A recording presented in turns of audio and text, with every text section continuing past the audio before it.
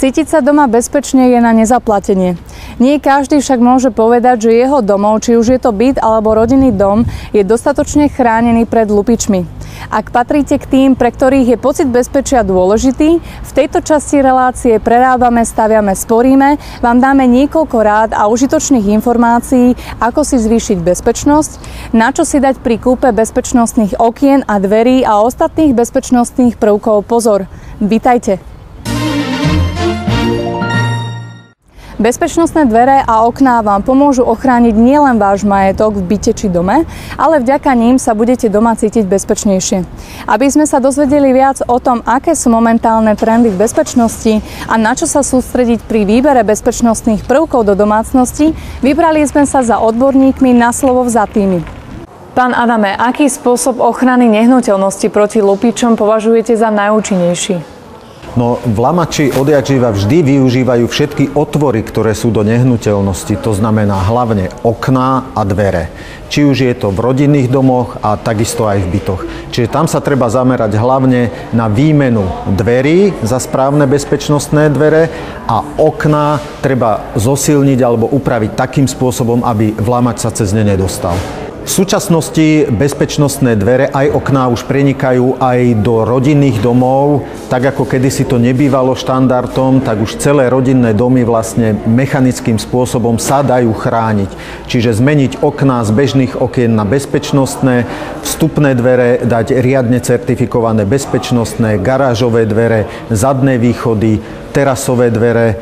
Aké sú momentálne trendy v oblasti bezpečnostných dverí a okien?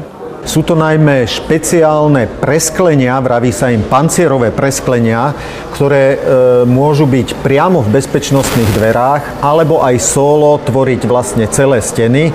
Sú to trojsklá kvôli perfektnej tepelnej izolácii, vonkajšie vnútorné sklo, tepelnoizolačná vrstva a v strede sú pancierové nerozbitné sklá, ktoré teda ponúkajú to, že presvetlenie môže ísť či už za dvere, alebo dajú sa presvetliť vlastne celé steny takýmto spôsobom. Na čo treba dbať pri výbere bezpečnostných dverí a okien? V súčasnosti na trhu je veľký výber bezpečnostných dverí v rôznych cenových reláciách. Treba si dávať hlavne pozor na to, aby to boli certifikované dvere na bezpečnosť, pretože je na trhu veľa dverí takej ázijskej proveniencie, ktoré lákajú zdanlivo veľmi zaujímavou cenou, ale sa to klientom vracia potom neskôr v podobe toho, že jednak ich to neochráni riadne a jednak s nimi majú častokrát viacero problémov. Čiže obrátiť sa na renomované firmy. Na Slovensku je dostatok aj slovenských výrobcov kvalitných bezpečnostných dverí, čiže tak by som doporučoval.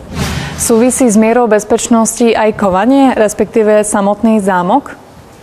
Áno, zámok, kvalitný zámok je tou najhlavnejšou časťou bezpečnostných dverí, pretože ten reálne uzamyká dverné krídlo do bezpečnostnej zárubne, čiže na výber zámku, aký sa nachádza v dverách, treba si dať riadne pozor. Najkvalitnejšie zámky do bezpečnostných dverí sú tzv. Trezorové zámky, ktoré nám uzamykajú na jedno otočenie kľúča. Nie je potrebné dvakrát otáčať kľúčom, na jedno otočenie kľúča celý rozvorový mechanizmus mi uzamyká na všetky strany. A kovanie je to, čo chráni ten zámok, aj chráni vložku, čiže kovanie je to viditeľné zvonku, čo vidíme, to sú kľúčky alebo gule. Tie takisto sú dôležité, najmä aby chránili celý zámok, aj vložku cylindrickú voči odvrtaniu. Môžu naozaj reálne takéto zabezpečovacie prvky zabrániť vlámaniu do nehnuteľnosti? Bezpečnosť všetkých prvkov je zatriedená do 5 bezpečnostných tried. Od najnižšej jedničky až po najvyššiu 5. Tak ako stúpa bezpečnosť, tak aj stúpa reálna schopnosť odolávať voči páchateľovi a odolávať voči rôznemu spôsobu náradia. Z praxe môžem povedať, že bezpečnostné triedy 5. a 4. som ešte nevidel, že by boli reálnymi spôsobmi prekonané. Štandardná úroveň bezpečnosti na zabezpečenie bytov je v 3. bezpečnostnej triede. Ako prebieha samotná montáž?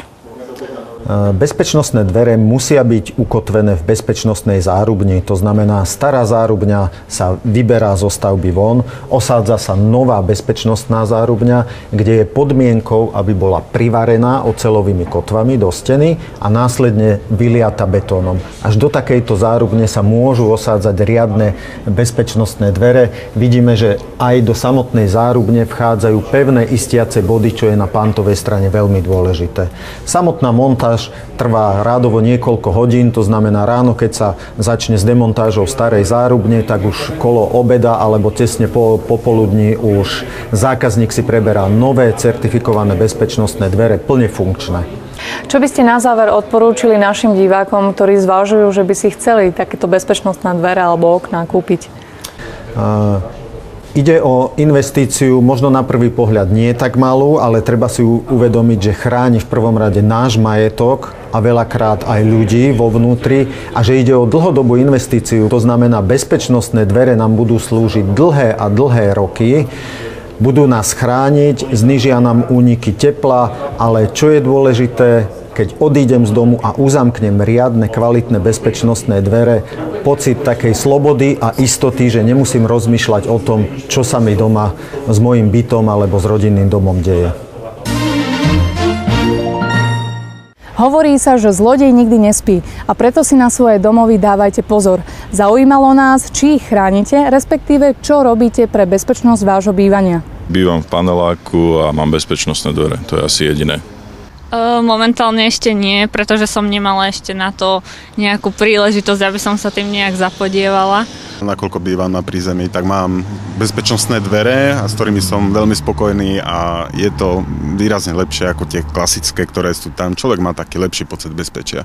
Rovnako sme sa vás pýtali, aké možnosti sú podľa vás najúčinnejšie, aby sa bezpečnosť vášho bývania zvýšila. Tak asi tie bezpečnostné dvere budú určite najúčinnejšie. Ťažko povedať, čo ešte iné, ale myslím, že pre ľudí v paneláku sú tie bezpečnostné dvere najdôležitejšie. Navyše odlučenia aj od hluku na chodbe, či už jak u nás v výťahu a podobne. Najúčinnejší? Myslím si, že asi bezpečnostné dvere, bezpečnostné okná a určite alarmový systém. Najúčinnejší spôsob určite sú tie bezpečnostné dvere a tým, že bývam na prízemí, aj tie bezpečnostné okná nejakým štýlom zabezpečiť, čo určite urobím v najbližšej dobe, nakoľko bývam na prízemí. Teraz ste si asi povedali, že mať nové dvere či okná, ktoré urobia váš domov bezpečnejším, je síce skvelé, ale niečo to stojí. Ako riešiť situáciu, ak nemáte k dispozícii hotovosť? Mierime do prvej stavebnej sporiteľne, aby sme zistili, aké sú možnosti financovania výmeny dverí a okien. Ako je to teda s možnosťami financovania takejto prerábky? Dá sa financovať výmena okien a dverí zo stavebného sporenia? Určite áno. Výmena okien alebo výmena dverí by som charakterizoval ako investíciu do bývania, takže v tomto prípade odporúčam klientov nasporiť si na takéto niečo vopred. Práve prvá stavebná sporiteľňa v týchto dňoch ponúka veľmi zaujímavý produkt, akciu, kde na zmluve o stavebnom sporení ponúkame úročenie až 3% ročne. Je táto výhodná ponuka časovo obmedzená, alebo sa budú dať uzatvárať zmluvy neustále takéto v prvej stavebnej sporiteľni? Je to akciová ponuka, to znamená, že je časovo ohraničená a ponúkame toto 3% úročenie na zmluvách o stavebnom sporení do konca októbra tohto roku. Sú so stavebným sporením spojené aj ďalšie výhody? Okrem 3% zúročenia, ktoré dnes ponúkame naozaj na trhu ako bezkonkurenčné, je možné ešte čerpať na takúto zmluvu aj štátnu prémiu a stavebný úver. Na tento typ prerábky sa dá pripraviť, ako sme spomínali, ale čo v prípade, ak ja ten čas nemám a potrebujem vchodové dvere vymeniť i hneď za bezpečnostné a ešte aj v prípade, že mi drevené okná zatekajú. Ponúka prvá stavebná sporiteľňa nejaké výhody aj v tomto prípade? Určite je možné klientovi výjsť v ústretí aj v takomto prípade, keď potrebuje finančné prostriedky okamžite, tak povediac. Pre týchto klientov máme pripravenú širokú škálu medziúverov. Dokonca by som povedal, že v súčasnosti sme znížili aj úrokové sadzby. Napríklad pri úveroch so záložným právom je to až o 0,8% ročne. Dokonca pre tých klientov, ktorí nemajú žiadnu nehnuteľnosť, to znamená, že nemôžu zriadiť záložné právo, pri úvere ponúkame úvery, medziúvery bez záložného práva, v súčasnosti až do výšky 40 000 eur. Každá banka si svojho žiadateľa o úver preveruje, zisťuje jeho bonitu a tiež možnosti, či mu poskytne úver a keď áno, tak koľko peňazí mu požičia. Platia v tomto smere v prvej stavebnej sporiteľni nejaké výhody? Povedal by som, že stavebné sporenie v tomto má určité špecifika. Napríklad spomeniem jednu veľkú výhodu a to je čerpanie stavebného úveru až do výšky 50 000 bez skúmania príjmu.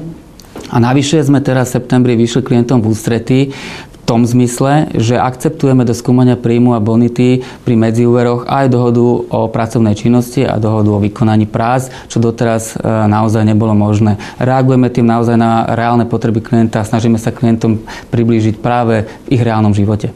Vráťme sa teraz k téme a to je teda výmena dverí a okien. Aké máte skúsenosti? Klienti väčšinou sa snažia tieto prerábky riešiť čiastočne alebo naopak sú súčasťou väčšej rekonštrukcie v byte či dome? Naše skúsenosti hovoria o tom, že keď už sa klient raz dá na tú cestu vybavovania si úveru a všetkých podkladov k tomu, tak zahranie výmenu okien alebo bezpečnostných dverí do nejakej širšej modernizácie a rekonštrukcie. To znamená, že zoberie vyššiu čiastku medziúveru alebo stavebného úveru a zakrie tým aj iné úpravy, či už rodinného domu alebo bytu. Spomínali sme, že sa dá financovať tieto úpravy zo stavebného sporenia. Je možnosť aj v prvej stavebnej sporiteľni si poistiť nehnuteľnosť? Áno, v tomto roku už prvá stavebná sporiteľňa ponúka aj poistenie objektu, poistenie majetku a zodpovednosti. To znamená, že presne pre takéto situácie je vhodné navštíviť aj naše obchodné zastúpenie. Snažíme sa tým reagovať na nejakú požiadavky klienta, aby sme komplexne zastrešili službami jeho potreby. Poistenie to tak povediac istí. To, že sa dá vaša domácnosť poistiť v stavebnej sporiteľni, už viete. Na čo poisťovne kladú pri poistení domácnosti dôraz a čo všetko poistia, sa dozviete práve teraz. Aký podiel na poistných udalostiach majú vlámania do bytov? Aj napriek tomu, že na Slovensku si môžete poistiť veľké množstvo rizík, tak vlámania a krádeže majú podiel na poistných plneniach asi 25%. To znamená, každá štvrtá vyplácaná škoda súvisí s krádežou a vlámaním. Poistenie bytu je podmienené splnením určitých bezpečnostných kritérií. Čo to znamená v praxi? Pri poistení je dôležité, na akú poistnú sumu sa chcete poistiť a tomu zodpovedá aj zabezpečenie vášho majetku. To znamená, pri nižšej poistnej sume vám stačí mať kvalitné uzamykateľné dvere s kvalitnou vložkou. Pokiaľ už je poistná suma vyššia, potrebujete lepšie zabezpečenie, napríklad mreže na oknách alebo až elektronický zabezpečovací systém napojený na políciu. Ak nezodpovedá to vaše zabezpečenie, teda mechanické zabezpečenie požiadavkám poisťovne, stačí, že využijete elektronický zabezpečovací systém a v takom prípade vám poisťovňa vyplatí poistnú sumu, ako ste si vlastne dohodli. Z vašej skúsenosti, aké bezpečnostné prvky na dverách a oknách sú pre vlámačov najväčšou prekážkou? Určite najväčšou prekážkou sú plné dvere s triedou odolnosti minimálne 3, ktoré sú osadené v zabezpečenej zárubni, ktorá je zaliata betónom. Vždy je lepšie chrániť si majetok lepším zabezpečením, ako byť potom prekvapený, ak vám v domácnosti niečo chýba. Väčšinou pri krádeži vlámaním nielen prídete o niektoré veci, ale vlastne vlámači vám aj poškodia ostatný majetok, minimálne tie slabo zabezpečené dvere.